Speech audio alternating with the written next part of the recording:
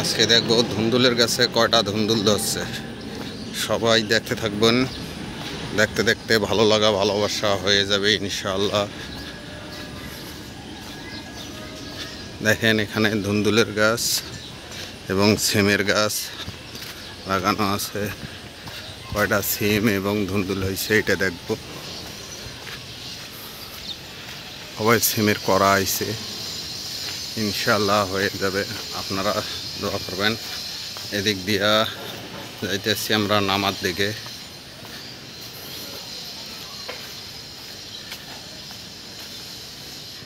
একবারে নামা এলাকা, আস্তে আস্তে ইনশাআল্লাহ বাড়িঘর হয়ে যাবে। কয়েকদিনের ভেতর রাস্তাঘাট হয়ে যাবে। অল্প কিছুদিন বাকি আছে, তারপরে দেখবেন সব ঠিক হয়ে যাবে ইনশাআল্লাহ। সবাই ভিডিওটা লাইক কমেন্ট শেয়ার করে দেবেন।